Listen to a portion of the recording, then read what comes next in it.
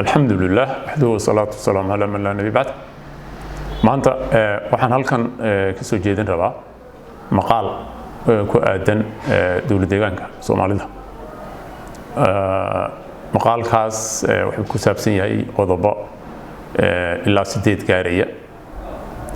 guud ahaan laakiin wuxuu ku wajahan yahay sidee dawlad deegaanka Soomaalida looga heli karaa cadaalad isla markaana markii dambe loogu dabaali karaa horumar inay gaarto bulshada waa maxay caqabadaha ka jira dawlad deegaanka Soomaalida marka caqabadahaas baan maartay wax ka taaban doonaa ilaa 8 qodob ayaan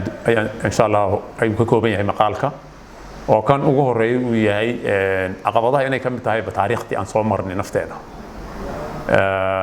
tan labaadna uu yahay maartay xagga hogaaminta dhibaatooyinka ka jira dhanka hogaaminta tan saddexaadna waa qabyaaladda oo ayadana qeyrkeen naga reebtay qodobka afaraad wuxuu ka hadli doonaa sareynta sharciga oo noqotay sareynta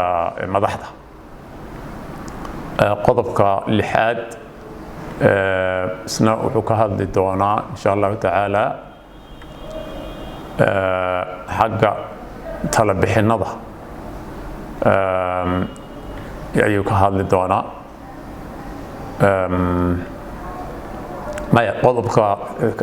shanaad meel wuxuu ka hadli doonaa bulshada Soomaalida degan dawlad deegaanka Soomaalida oo aan abaabulneen qaab dhismeedna u samaysanin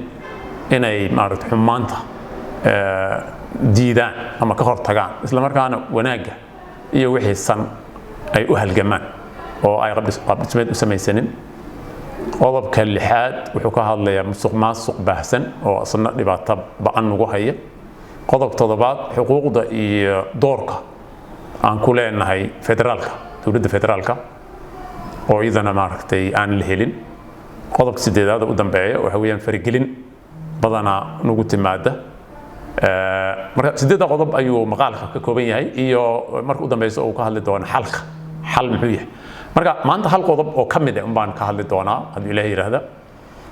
maalmo kale oo ku soo xiga insha Allah taala ayaan qodobada kalena markaas israacin doonaa marka maanta waxaan ka hadli doonaa insha Allah taala sareynta sharciga arrimo ku aadan waa badan yihiin marka sareynta sharciga arrimaha ku aadan waliba qodob kamid ah oo qaab dhismeedka ku saabsan ayaan aad uga hadli doonaa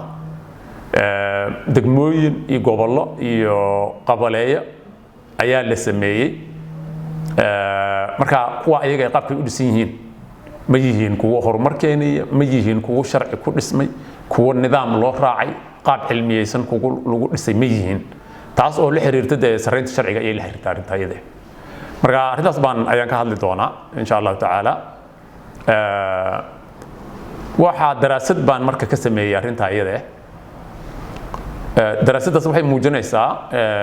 waxa sameysmay gobollo degmooyin iyo qabaleeyo ayadoo aan loo marin nidaam cilmiyeysan aan loo marin oo shuruudo waafi ah ku dhisan degmooyinka qaar baa waxay dhaleen 2 ilaa 4 degmo ay mid walba noqotay halka degmooyin kale oo dhinaca shacabka iyo dhinaca dhulka baahadiisa iyo dhinaca dakhligaba aan ayaga ka yareen ay ama hal degmo ku darmatay ama waxba ay ku darmin oo wali macnaha ma dhaleyshiin marka arinta ayada maxay ku timid taas ayaan martii aan falanqeyn doonaa marka maqaalkan asal ahaantiisa macnaha wuxuu ku aadan yahay loogu talagalay shacabka Soomaaliyeed siyaasiyiinta waxgaradka martay aqoon-yahanka dadkaas oo idil ayaa loogu talagalay marka aniga walba ra'yigiisu uu ka dhiiban karaa ra'yiga aniga aan soo jeedin mid ka duwanna waa la soo jeedin karaa oo marka hadii aan isku qancino marka tusaale ahaan waxaan degmooyin baan marka isbarbar dhigaynaa marka degmada tusaale ahaan haddaan soo qaadana degmada Qabri Dahar baaxadeeda waa 13,646 square kilometer waa Qabri Dahar sidii marka hore ay ahayd wayaan intaan la kala gogoynin oo degmooyin badan ayaan laga dhigin ka hor 13,646 square kilometer bay ahayd shacabkeedana waa 176,494 waa iyadoo laga eegay tirkoobkii 2017 tirakoobka ma ahan projectionki macnaha populationka marka shacabkeeda waa 176,494 xagga dakhliga markaan ka eegna 2010 Ethiopian calendar 4 milyan ayay soo xareysay qabri dahar marka imise degma ku darsantay marka qabri dahar degmada qabri dahar ee hore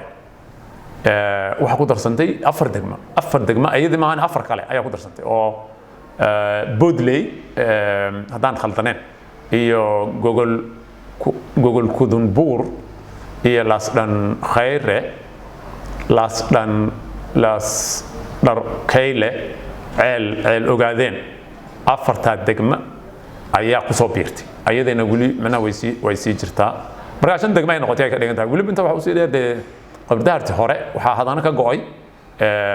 maamul magaalo ama maamul magaaladii oo ismaamul noqotay ayadana waaya marka waxa la doodaysa degmada Shilaabo oo daris yihiin degmada Shilaabo oo qabri dahar ay daris yihiin ayaa la doodaysa oo marka Shilaabo baaxadeedu waa 12,654 qabri daharna 13,000 bay ahayd way isku dhow yihiin waa isku mid xagga shacabka Shilaabo iyada waa 74,000 oo marka kala bar qabri dahar macnaha bar bay ka yartahay laakiin dhanka dakhliga 8 milyan bay soo xareysay 2010 Shilaabo oo marka qabri dahar 2 jeer bay ku soo laba jibaarmaysaa marka dooda ay leedahay dooda ay la timid Shilaabo marka waxay leedahay qabri daharay dhulku waan isku dhownahay waana ka dakhli badnahay xagga shacabkana adiga barka baan ahay maxaa 4 degma ama 2 degma ama 3 degma maxaa ii diiday aniga maxaa ii diiday ayay ku doodaysaa marka dood sida camal leh marka waxa hadana dood kale oo noocaas camal keentay oo qabri dahar kula doodaysa degmada la yiraahdo Field degmada Field baaxadeeda waa 18,000 oo square kilometer qabri daharna waxay ahayd 13 Soomaa marka Field ayaa ka weyn xagga dhulka xagga shacabka Field waa 168,000 square kilometer marka qabri daharna 170 bay ahayd waa isku mid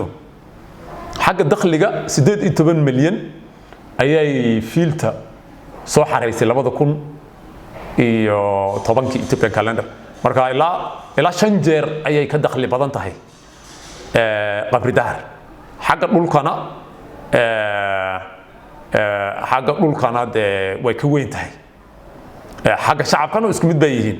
Field marka waxay leedahay aniga hal degmo oo kaliya ayaa igu darsamay qabri dahar adigana maamul magaalana waad noqotay 4 degmana way kugu darsameen marka waa maxay shuruudda adiga 4 degmo iyo magaalo ka dhigay aniga iyo ka dakhli badan oo kaana shacab yareen isla markaana baaxadana ka weyn maxaa intaan igu soo reebay ay leedahay marka doodaas mid la mid waxa kale oo dood noocaas qaba degmooyinkan hoos ku soo jeegi doono macnaha xabad soo dhigaya waan is wada raacinaya iyaga marka degmooyinka kale dooda sare mid la mid qabri dahar u soo jeediyay waxa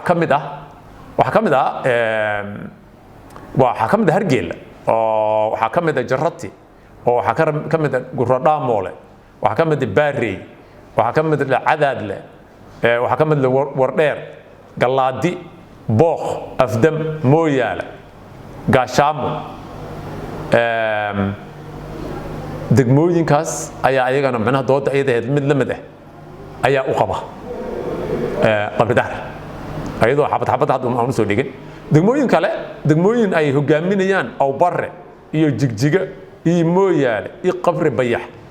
oo shacabkooda aad u badan yahay aw barre waa 438,000 ayay kaligeed tahay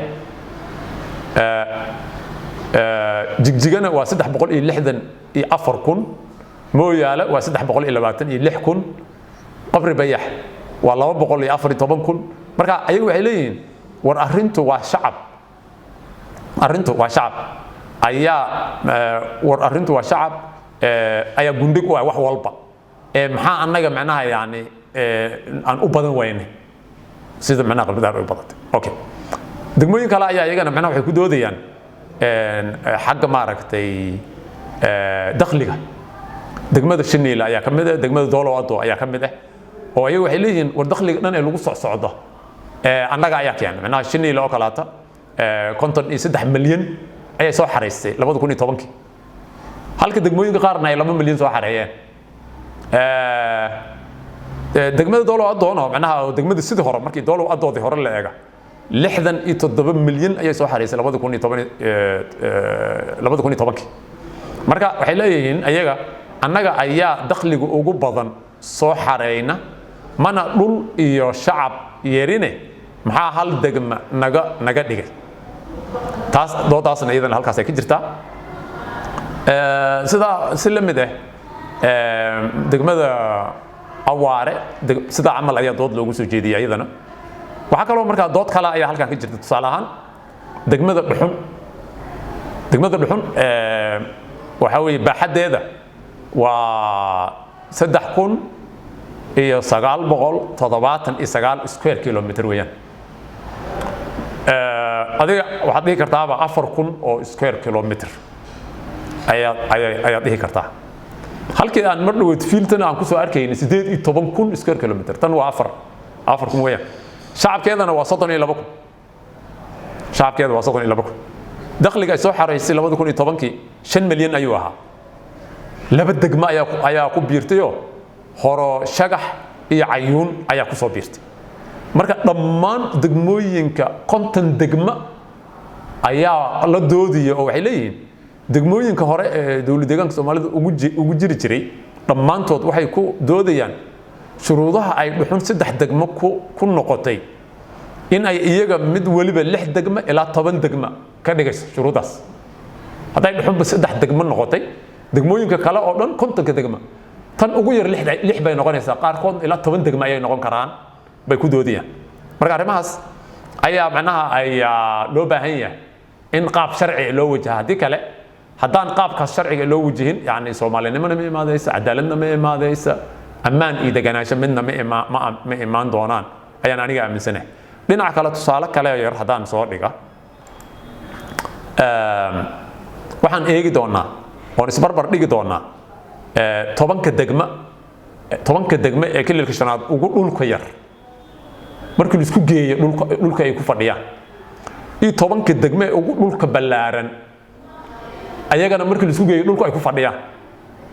10 ugu dhulka yar ay ka mid tahay Gursum Tuliguleed iyo Caale Araarso Birqod Daratoole Feerfeer Beercaano Ceelweyne Raaso 10 kaas ugu yar ugu dhulka baaxadiisa marka imisay ku fadhiyaan 17256 square kilometer ay ku fadhiyaan 10 kooda markii la isku daro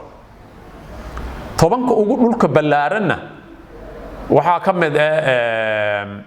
afdam mid actually tan ugu weyn macnaha dhulku weyn dawlad deegaanka Soomaalida xagga degmooyinka waa Booq oo 13861 ayay ku fadhidaa war dheer ayaa ku xigta iyadana oo 13114 ayay ku fadhidaa laakiin 10kan marka waxay kala yihiin afdam Hargeysa Gaashaamo Booq war dheer Fiiltu Shilaabo Galaadi Guradaamool Hargeysa 10ka degma waxay ku fadhiyaan 118,000 oo square kilometer ay ku fadhiyaan ayaga halka ay 10ka horena ku fadhiyeen 17,000 oo square kilometer ay ku fadhiyeen 10ka hore marka 10kaas markii la isku geeyo waa 17 Booq kaligeed ayaaba 14,000 oo square kilometer ku dhow 14,000 marka halka degma ay leeyihiin 10kooda marka waxaan maxaa lagu saleeyay in dib lu soo eega loo baahan taa waa dhinaca kale haddaan isbarbar dhigno tusaale ahaan 10ka degma ee ugu shacabka yar iyo 10ka degma ee ugu shacabka badan dawlad deegaanka Soomaalida 10ka ugu shacabka badan waxa ka mid ah waxay kala yihiin Qabri Bayax Jigjiga saa uma kala horeeyaan actually laakiin Qabri Bayax Jigjiga oo Barre dhagax buur gunugado goday dolow ado filtu mooyaale fiiq tobankaas ayaa ugu shacab badan markii la eego tirakoobka Ethiopia ay sameysay way wax laga hadlay wax aan isku soo qorqortay ma marka tobankoogaas markii la isku geeyo waa 2 milyan iyo 300 oo kun ay ku dhow yihiin 2 milyan iyo 300 oo kun oo qof ayaa ku nool waliba waa projectionkii 2017 weeyaan tobanka ayaga marka ugu shacabka yarna waxa weeyaan gursum feerfeer dhanaan guradhaamolo qarsaduula dhuxun sagag mayu salaxaad laga hidda tobankoodaas waa 343 kun oo shacab ayaa ku nool halkii tobankii horena ay ku noolaayeen 2.3 milyan 2 milyan iyo 300 kun ayaa ku nool hadaba marka muxuu degmooyinku way kala weynaan karaan waana kala yaraan karaan xagga xildhibaanadu waa sidee tobankii waaweyneed oo ugu shacabka badneed 49 xildhibaan ayaa ka soo gasha hadda tobankii ugu yaraana waxa ka soo gasha tobankii yaryaraa markii la isku geeyo 30 xildhibaan ka soo gasha laakiin xisaab ahaan markii lagu dhufto marka hadii tobankan yaryar oo 343 kun oo shacab ay ku nool yihiin 30 xildhibaan haday ka soo baxday tobankii ay 2.3 milyan ku noolaayeen imsa ka soo baxaysa xisaab ahaan marka isku dhufato waxa ka soo baxaysa 198 xildhibaan inay ka soo baxaan ayay xaq u yeelanayaan tobanka shacabka badan leh marka sidaas macnaha marka cadaaladna ma xaqna ma mana socon karta marka waxyaabahaas in maartay wax laga qabto ayay u baahan yihiin waayahay marka waxaan u soo noqonayaa gobolada ayaan eegi doonaa 12 gobol ee hadda jirta ee dawladda deegaanka Soomaalida ayaan eegi doonaa marka goboladaas gobolka ugu xagga baaxadda gobolka Doolo ayaa ugu baaxad weyn oo 46,797 square kilometer ayaa ku fadhiya waxa ku xiga City waxa ku xiga Afdheer Liibaan ayaa ku xiga Jarar ayaa ku xigta Shabeelle ayaa ku xiga Qorraxay ayaa ku xigta Faafan ayaa ku xigta Daawa iyo Nogob ayaa ugu dambeeya ugu yar marka Nogob ayaa ugu yar Doolona way ugu weyn tahay xagga baaxadda dhulka marka gobolada Doolo iyo City iyo Afdheer iyo Liibaan iyo Jarar markaan eegno 3 jeer iyo ka badan ayay ku soo labalaamayaan gobolka Nogob oo xagga baaxadda hadii la yiraahdo 3 jibaar ama in ka badan ayay ku soo labalaamayaan Nogob marka la fiiriyo marka xagga baaxadda halka Daawo iyo Yararna ay 2 jeer ku soo labalaamayaan waa xagga baaxadda marka la fiiriyo si ay falqayntan igu fududaata waxaan sameeyay wax la yiraahdo halbeeg ama miisaanka gobolada wax la yiraahdo ayaan sameeyay miisaanka gobolada marka wuxuu ka kooban yahay baaxadda gobolka ayaa waxaan u qaybiyay baaxadda dawladda deegaanka marka jajab ayaa ku soo baxaya isla markaasna dakhliga gobolkaas ka soo galay 2010 ayaa waxaan u qaybiyay ayadana dakhliga guud ee dawladda deegaanka ka soo galay halkaasna jajab ayaa ka soo baxaya shacabka gobolkaas degan tirkoobkii 2010 projection ma 2017 projectionkaas markii la eego shacabkii gobolkaas ayaa waxaan u qaybiyay shacabka guud ee deegaanka taasna jajab ayaa ka soo baxay saddex jajab ayaan isku geeyay marka maadaama jajab ahaan isku darmi karaan halkaas ayaa marka waxaan iri waa miisaanka gobolkaas uu leeyahay marka taas ayaa miisaanka gobolka ayaan iri marka miisaankaas gobolka markaan aan raacno marka gobolada siday kala yihiin haddii marka aan qaadano Liibaan gobolka la yiraahdo Liibaan haddaan ku jimayna gobolada kale oo macnaheedu yahay gobolka Liibaan dakhligiisa iyo shacabkiisa iyo baaxadiisa aagilehba haddaan gobolka dhigno tusaale ahaan oo Liibaan aan ku jimayna de gobolada maxaa dhacaya waxa dhacaya gobolka ugu weyn macnaha oo Faafan gobolkaas yani baaxad ahaan uguma weyna laakiin shacabka waxa uu maartay weynku ku keenaya oo macnaha xagga miisaanka marka la fiiriyo ama halbeegan miisaanka gobolka aan dhahnay marka la fiiriyo asaga ugu weynaanaya shacabka ayaan u sababay baaxadiisa ma weyna macnaha faafan wuxuu noqonayaa 1.1 ayuu noqonayaa oo liibaan oo macnaha 1.1 ayuu noqonayaa oo liibaan u dhigma macnaha 1.1 oo liibaan u dhigma nogobna wuxuu noqonayaa 1.3 0.3 of liibaan ayuu noqonayaa marka gobol walba macnaha sida aan ku dhuftay marka baqaalkan cidii akhrisata gobol walba markii liibaan lagu jimeeyay waxa ka soo baxaya way ku qoran tahay marka labadaas gobol ayaa tusaale ahaan u soo qaatay faafan iyo nogob laakiin marka waxa kale oo marka eegaynaa faafan city liibaan haddii marka aan ku salayno de sida hadda aan sheegayna macnaha liibaan haddaan ku salayno marka liibaan lagu jimeeyo wadarta gobolada waxay noqon doonaan 8 gobol baa ka soo baxaysa haddana waa 12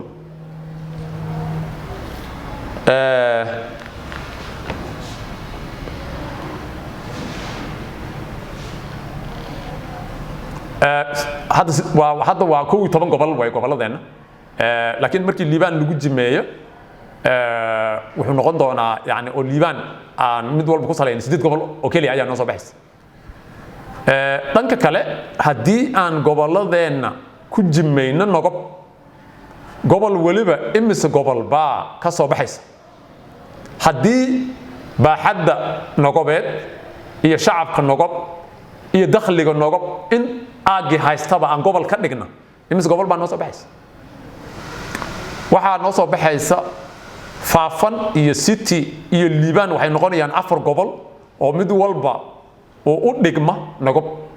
4 gobol ayuu mid walba noqonaya halka jarar shabeella afdheer ay noqonayaan 3 gobol oo mid walba oo u dhigma gobolka nogob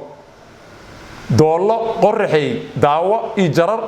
waxay noqonayaan 2 ilaa 2.5 gobol oo mid walba oo nogob u dhigmo ay noqonayaan marka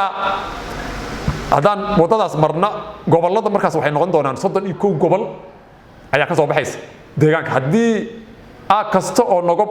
yani la mid ahba aan gobol ka dhigno 31 gobol ayaa soo baxaysa haddii liibaan miisaankeeda oo eber 3.7 lagu jimeeyo gobolada hadda jira imise degma ayaa mid waliba ka soo baxaysa waa haddaan liibaan ku jimayno gobol walba liibaan hadda 7 degmo ka kooban yahay marka haddaan liibaan ku jimayno gobol walba imisa ka soo baxaysa faafan oo ugu badnaanaysa waxay noqonaysaa 12 halka ay nogobna noqonaysa 2 degmo oo kaliya waa haddii liibaan qaabka liibaan lagu saleeyo city 9 bay noqonaysaa jararna 8 iyo bar ayay noqonaysaa afdheer 8 bay noqonaysaa liibaan 7deedii bay joogaysaa shabeella waxay noqonaysaa 5 iyo bar doolo 5 bay noqonaysaa erer 4 daawana 2 degmo ayay noqonaysaa tirada degmooyinka dawlad deegaankana markaas waxay noqonayaan 67 ayay hoos u soo noqonayaan waa haddii liibaan lagu jimeeyo oo shuruudihii liibaan loo raaca dhanka kale haddii nogob lagu jimeeyo gobolada mid waliba imise degma ayaa ka soo baxaysa nogob haddaan ku jimeyno de oo nogob lagu saleeyo shuruudihii nogob loo raaca gobolka ugu badan oo faafan waxaa ka soo baxaysa 30 degma ayuu noqonayaa halka gobolka city ay noqonayso 7 liibaanna 7 afdheer 24 shabeella 21 degma jarar 21 doolo 18 qorraxay 15 erer 13 iyo nogob oo ayada 7deedii joogaysa maadaama ayada lagu jimeynayo wax walba marka halkaas markaan taas raacna oo nogob aan ku jimeyna degmooyinka waxay noqonayaan 214 degma ayaa ka soo baxaysa dawlad deegaanka haddaba qoraagan siduu aaminsan yahay degmooyinka gobolada in ay kala bataan way dhici kartaa degmooyinka gobolada way kala badnaan karaan laakiin waa inay jirto sabab cilmiyeysan ma baaxadda ayaa macnaha lagu saleeyay ma waxaa lagu saleeyay dakhliga ma shacabka ayaa lagu saleeyay intaa wax ka baxsan shuruud kale miyaa lagu saleeyay haddii waxyaabahaas aan lagu saleeynin oo gobolka ugu yaraa uu dhowr gobol sii noqdo isla markaana degmooyinka ugu badan uu yeesho maxay ku salaysan tahay tusaale ahaan gobolka liiban la dhihi jiray awal hore macnaha 4 degmo ayuu ka koobnaa dolaado fiiltu mooyaale iyo hudad marka 2 degmo oo dhan iyo 2 degmo oo dhan ay ahaayeen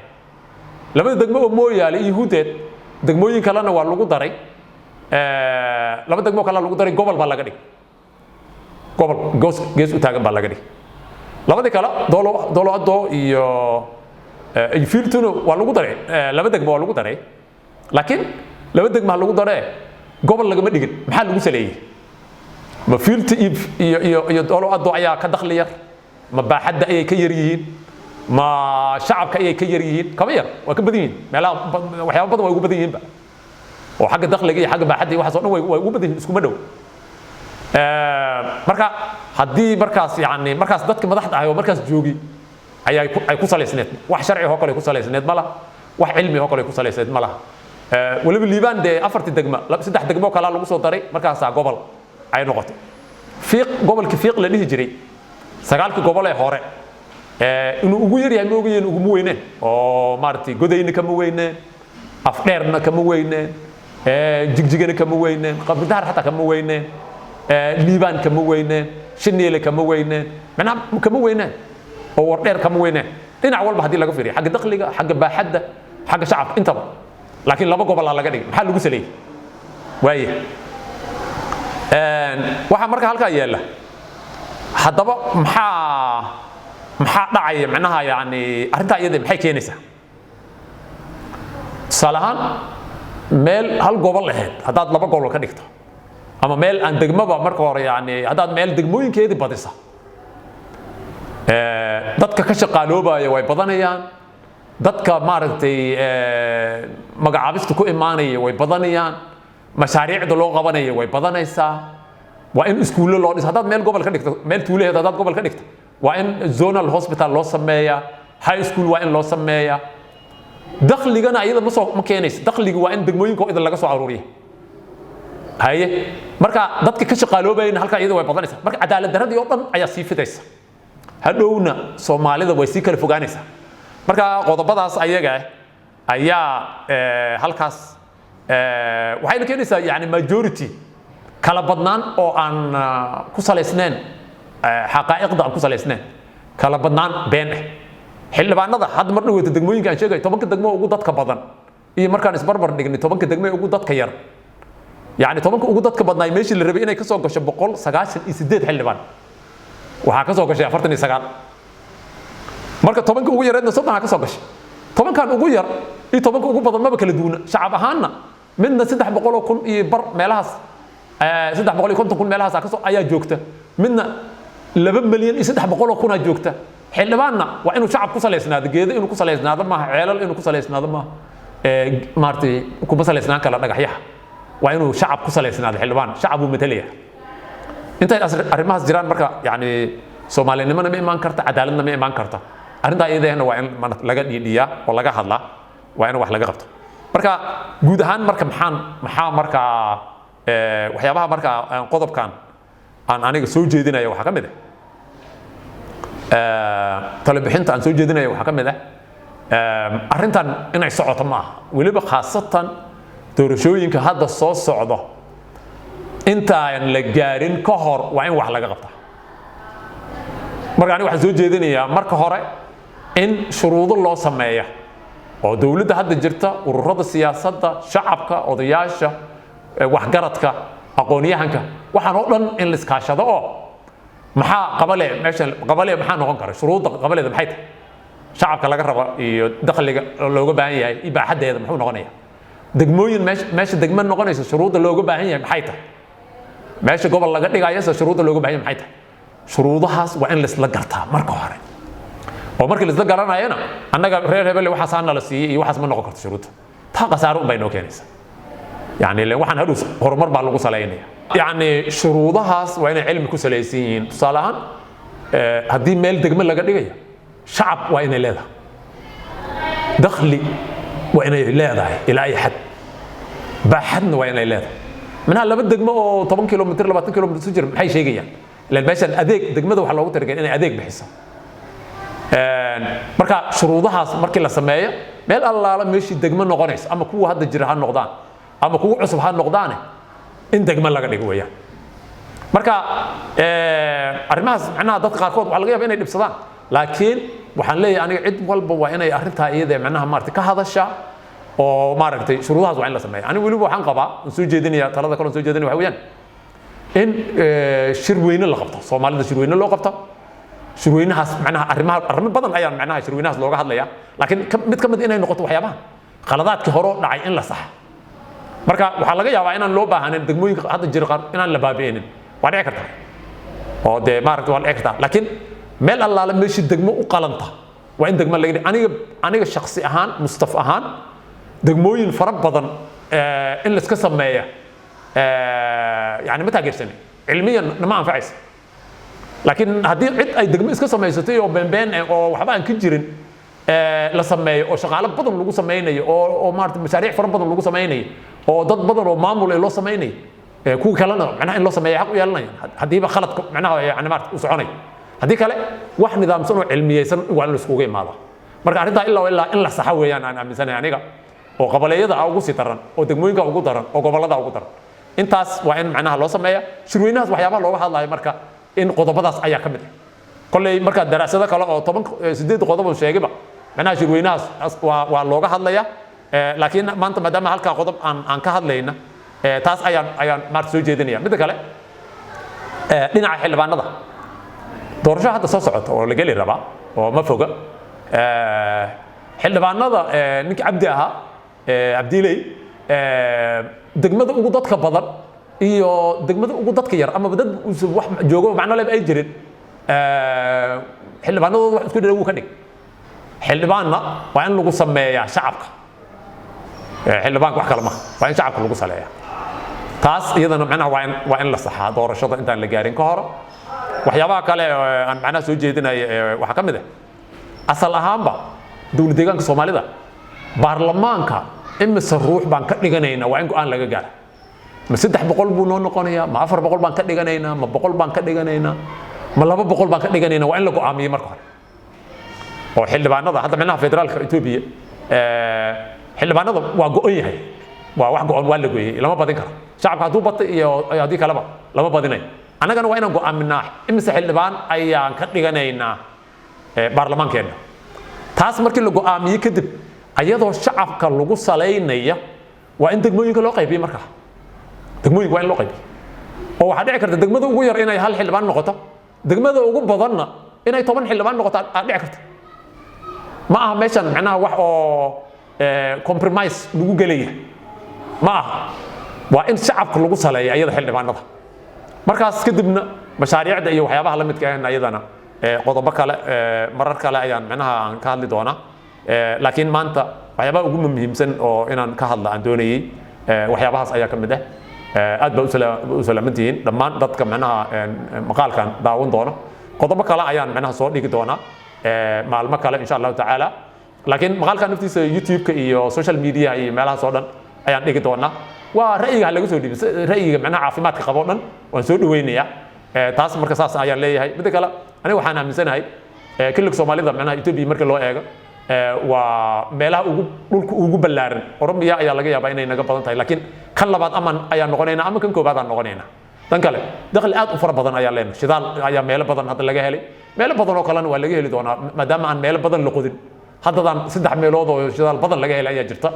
oo maaragtay sida Shilaaba iyo Ilaala iyo Hel Quraan shidaalkooda macnaha waa cad yahay hadda soo saaridii ayaa hadda lagu tala jiraa meelo badan oo kalena macnaha shidaalku ku soo bixi doona insha Allah taala waxaan leenahay webiyaasha ugu badan oo deegaamada markii la fiiriyo yani deegaamo kale oo Itoobiya macnaha webiyaal badan la jira laakiin deegaankeena webiyaal weyn uu leeyahay oo fara badan ayuu leeyahay dhul aad u balaaran oo wuxuu leeyahay maaragtay wax beerashada ku haboon waxa kale oo leenahay xoolo aad u fara badan ayaan leenahay maaragtay marka waxaan leenahay maaragtay xagga khayraad fara badan ayaan leenahay haddaan annaga aan midoobin oo aan midnimadan waxay ku imaadaysaa cadaalad ayay ku imaadaysaa ma aha in macnaha soomaalinimada aan raacna la yidhaahda waxna la kala booba taas soomaalinimo kuma imaanaysa waa been waxaas macnaha qofka soomaalinimada aan raacna waxaan aan isku dayna dhahayo laakiin haddana wax boobaya qofka kalena aqli ayuu qabaa oo arkaya soomaalidana waxay ku imaadaysaa inaan nidaamyo dejinna ani asal ahaanba waxaan aaminsanahay nidaam ayaa lagu kala bixi karaa oo macnaha nidaamkaas ayaa dadka dejinaya maxaa hadda qabyaaladda nafteedu maalin baan ka hadli doonaa laakiin qabyaaladda waxa keenaya maanta maba laga maarmaba qabyaalad sababtaan loogu maarmo ma ayadii ayaaba dadku isku ilaalinayeen oo naf ka dooneen haddii cadaalad nidaam cadaalad sugaya la hela maxaaba laga raadinaya qabiil waxba kuma qabanayo waxba kama rabtid marka nidaamyo waa inaan dejinnaa nidaamyadaas waxaa ka mid ah degmooyinkiiba haddii la kala boobay oo hadhow shaqaalihii lagu badsanay oo mashaariicda lagu badsanay wixiina ay dowladda haddana ay wax ka qabanin markaa soomaalinimo ma imaadaysa hadba nin walba markuu madax noqdo ayuu markaa degmo inuu badsado isku daya hadda tusaale ahaan degmooyinka dadka guddoomiyaasha laga dhiga oo ilaa iyo hadda markaan fiirina 20 iyo dhowrkii sano soo dhaafniba ruux walba markii madax la dhigin ama qabalay buu badsanaya ama wax kaloo samaynaya horta qabalayadu waa la badsanaya marka arrimahaas si looga baxa waa in xeer nidaamyo la dejiya oo ruuxa madaxda meel uu ka mara aan lahayn in la dejiyo ayaan aaminsanahay aniga maqaalkan markaa talooyinka ay dad soo jeediyaan oo arki doonaa qodobada kale oo mar dhaweyd aan soo sheegayna marar kale ayaan ka hadli doonaa salaamu calaykum waraxmatullaahi wabarakaatu